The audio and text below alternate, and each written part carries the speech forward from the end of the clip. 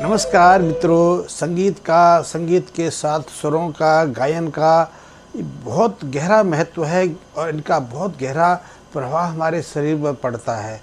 सब संगीत के जो 7 सुर हैं वो हमारी बहुत सारी जो मस्तिष्क के केंद्र हैं उनको प्रभावित करते हैं। हमारे शरीर के जो अंतरस्रावी ग्रंथियाँ हैं वो उनको सीधा सीधा प्रभावित करते हैं। इसलिए हमारी शारीरिक क्षमता का, हमारी बौद्धिक क्षमता का, हमारे व्यवहार का, हमारी पीड़ाओं का, दुख दर्द का, इन सब पर संगीत का बहुत गहरा प्रभाव रहता है।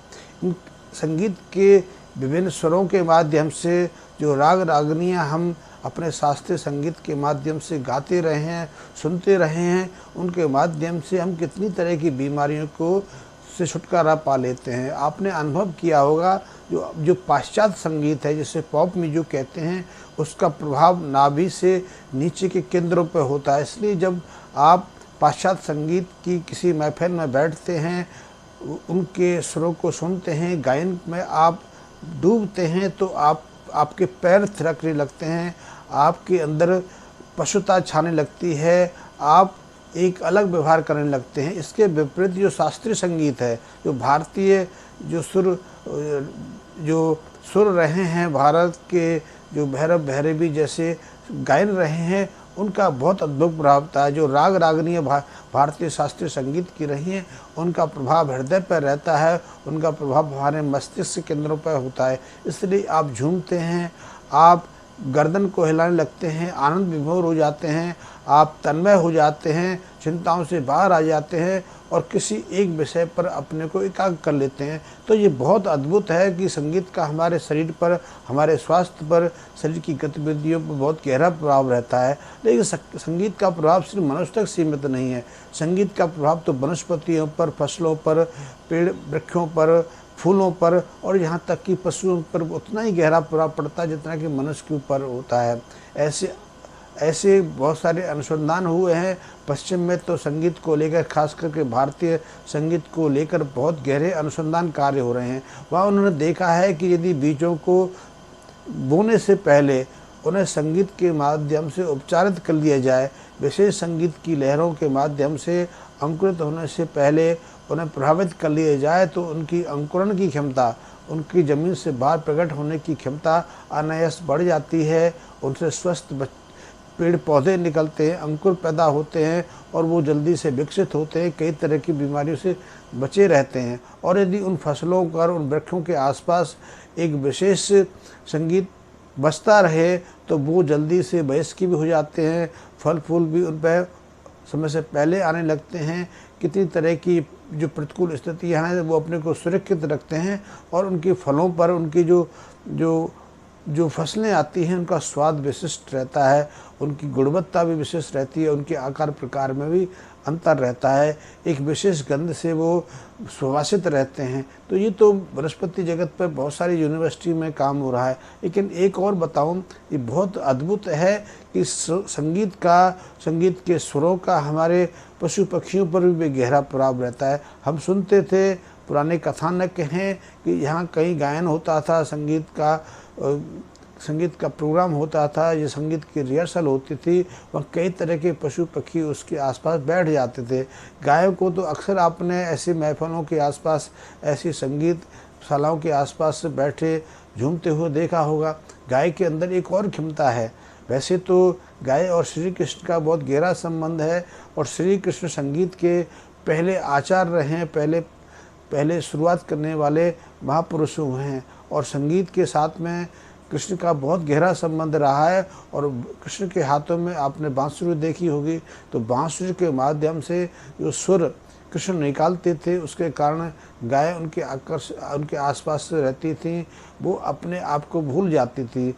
बंसी की आवाज़ सुनकर वन में भटक रही, वन में विचरित कर रही गायें अचानक श्री कृष्ण के आसपास आकर्षित हो जाती थी। ये कथानक कई ग्रंथों में आया है। बंसी की धुनों के कारण उनकी जो दूध पैदा करने की क्षमता थी वो बढ़ जाती थी, स्वस्थ रहती थी, मस्त रहती थी। यहाँ तक कि उनकी जो उर्वरकता थी, उनकी जो संतान उत्पन्न की क्षमता थी वो काफ़ी अच्छी रहती थी, बढ़ जाती थी, वो काफ़ी समय तक जीवित रहती थी। आज तो आप स्वस्थ गाय किसी भी क्षेत्र में देख लें, चाहे वो अमेरिकन हो या ब्राज़ीलियन हो, न्यूजीलैंड की हो, वो 7-8 साल से ज़्यादा वो दूध नहीं देती है और उसकी उम्र ज़्यादा से ज़्यादा 11-12 साल है। लेकिन भारत में तो ऐसी गायें रही हैं 36 साल तक जीवित रहीं और जिन्होंने 18-18, 20-20 बार ब्यान दिए, बच्चे दिए और भरपूर मात्रा में दूध देती थीं। दूध की तो कोई कमी भारत में नहीं थी। आपने सुना भी होगा, आज भी हम बातों बातों में ऐसा कहते हैं कि इस समय दूध की नदियां हमारे देश में बहती थी, तो वो कोई बात नहीं, वो सुनी सुनाई कोई कथावत नहीं, ये यथार्थ था कि हमारे देश की गायों की इतनी सामर्थ्य होती थी। और वो उसका कारण था क्योंकि हम उन्हें बड़े प्रेम से, स्नेह से पालते थे। हम उन्हें पारिवारिक सदस्य के रूप में पालते थे, हमें उन्हें पशु के रूप में कभी व्यवहार नहीं किया, इसलिए उनके अंदर वो भाव रहता था और भाव के कारण वो दूध देती थी। दूध में ऐसे एक विशेष गुण भी रहता था, क्योंकि यदि एक पशु की तरह, यातना की तरह एक कष्टदायी स्थिति में रखा जाए तो उसके स्वभाव विभाव में पर बदलाव नहीं आता, उसके जो रस हैं, यहाँ तक कि उसके दूध आदि में भी बदलाव आ जाता है। लेकिन जिस पशु के साथ में आपका स्नेह का व्यवहार रहता है, प्रेम का व्यवहार रहता है, समर्पण का व्यवहार रहता है, उस पशु के अंदर भी वैसे गुण हो जाते हैं और उसके दूध आदि में भी वो गुणवत्ता आ जाती है। तो इसलिए गाय के दूधों में भी ऐसी अद्भुत क्षमता रहती थी, इसलिए निरोगी लोग, पीने वाले भी निरोगी रहते थे और गाय आदि भी निरोगी रहती थी, स्वस्थ रहती थी। तो मैं संगीत की बात कर रहा था कि यदि गायों को विशेष संगीत के में बातम में रखा जाए तो गायों की उर्वरता बढ़ती है, उनकी दूध देने की क्षमता में वृद्धि होती है। आपने सुना होगा या आप कभी गए हों, मथुरा में एक जगह पड़ती है गोवर्धन की इसलिए प्रसिद्धि है कि वहाँ एक गिरिराजी पर्वत हैं जिनकी परिक्रमा लगाने का एक विशेष महत्व है। उनकी जो लंबाई है कि 7 कोस की मानी जाती है, करीब 21 किलोमीटर के करीब वो लंबाई है। उसमें एक स्थान पड़ता है, आप कभी भी जा सकते हैं, देख सकते हैं, आज भी वो स्थान है। उस स्थान को जो गोवर्धन की परिक्रमा लगाते हुए आप जतिपुरा पहुंचते हैं तो जतिपुरा में वो स्थान है, मुखारविंद है। कहते हैं किसी समय वहाँ पर एक ब्रजवासी के पास ऐसी गाय थी जो अपना दूध किसी शिला पर अपने आप निकालती रहती थी। कई दिन ये प्रक्रिया चलती रही, घर आती थी, दूध गाय देती नहीं थी, तो उन्हें शक हुआ कि शायद दूसरा कोई ग्वाला निकाल लेता है या गाय का बच्चा पी जाता है। उस पर निगरानी रखी तो देखा कि गाय एक पर्वत शिला पर अपना दूध निकाल रही थी। उसी शिला पर, उसी पर कहते हैं कि जो आज राजस्थान में एक जगह है, उसको हम जगह है, वहाँ कृष्ण की बहुत अच्छी पूजा होती है। जोधपुर के उदयपुर के पास ठाकुर द्वारा है, नाथ द्वारा। तो नाथ द्वारा में जो प्रतिमा है वो उसी स्थान की है। वो उतनी चैतन्य है क्योंकि उस पर एक ब्रजवासी की गाय अपना दूध डालती थी। मुझे लगता है कि हमें ऐसी अंधविश्वास बातों में भरोसा नहीं करना चाहिए, लेकिन मैं भरोसा करता हूँ क्योंकि कुछ ब्रजवासी थे उस समय जो बांसुरी से कुछ संगीत बजाते थे, बांसुरी से के माध्यम से कुछ गायन करते थे। उस गायन के प्रभाव से उस गाय में ऐसी क्षमता आ गई थी कि वो स्वतः दूध का निकालने लगती थी और इसी के कारण वो शिला जो इतनी चैतन्य हो गई थी, जैसे शिला के अंदर पहले ही प्रतिमा थी। तो वही शिला आज जो उदयपुर के पास जो मंदिर है नाथ द्वारा, वहाँ प्रतिष्ठित है। और ये घटना कोई आज की नहीं, 550 साल पहले की है, जब भारत में मुस्लिम दुरांतनाओं की भयानकता थी और उसके कारण बहुत सारे मंदिर तोड़ दिए गए, बहुत सारे मंदिरों में प्रतिष्ठित प्रतिमा को खंडित कर दिया गया।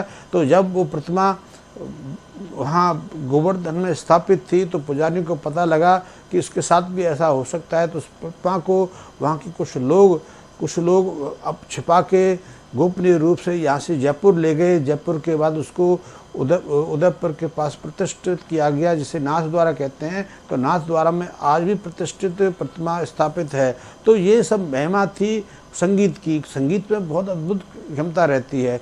संगीत की विशेष धुन जो लहरियाँ हैं वो पशुओं को प्रभावित करती हैं। गाय के साथ तो सीधा संबंध है और अब तो ऐसी खोजें हो रही हैं कि यदि गाय यहाँ बांधी जाती है, गाय की यहाँ सेवा की जाती है, उसके आसपास उसके वातावरण को कुछ विशेष ध्वनियों से गुंजित किया जाए तो गाय के ऊपर बहुत गहरा प्रभाव पड़ता है। खास करके यदि वो गायन, वो संगीत बंसी की तान में हो, बंसी के स्वर में हो तो बहुत अद्भुत है। और यदि बंसी के माध्यम से कुछ विशेष राग रागनियाँ गाई जाएं, इसमें भैरवी राग है, ललित राग है, आशावरी है, ऐसे जो राग वहाँ गाए जाएं तो गायों के ऊपर बहुत गहरा प्रभाव पड़ता है। गायों यशस्वी होती हैं, गायों की स्वास्थ्य बढ़ता है, उनकी उर्वरता में वृद्धि होती है और सबसे बड़ी चीज़ है कि गाय के दूध पैदा करने की क्षमता में वृद्धि होती है। ऐसे प्रयोग चल रहे हैं, लेकिन हमारे यहाँ तो ऐसे प्रयोग होते रहे। संगीत के अंदर बहुत अद्भुत क्षमता है। अभी कुछ वर्ष पहले वृंदावन में एक विदेशी, एक इटली के संगीतज्ञ संगीत सीखते थे, तो संगीत सीखते सीखते वो अपनी विद्या में इतने पारंगत हो गए थे कि वो कुछ फूलों में जो मुरझा जाते थे, जो झुलस जाते थे, या तुलसी के पत्ते, तुलसी की जो जो पेड़ है, जो पौधे हैं मुरझा जाते थे, सूख जाते थे, और मैं दोबारा चेतन डाल देते थे सिर्फ संगीत के माध्यम से। ये प्रतिष्ठित है, आज भी जाके इस बात का आप सत्यापन कर सकते हैं। ये घटना कोई ज़्यादा पुरानी नहीं है, 25-30 साल पुरानी है। ऐसी बहुत सारी घटना है। संगीत में बहुत अद्भुत क्षमता है। संगीत के माध्यम से हम किसी निर्जीव, किसी पीड़ित, किसी कष्ट में व्यक्ति को दोबारा से चेतना दे सकते हैं।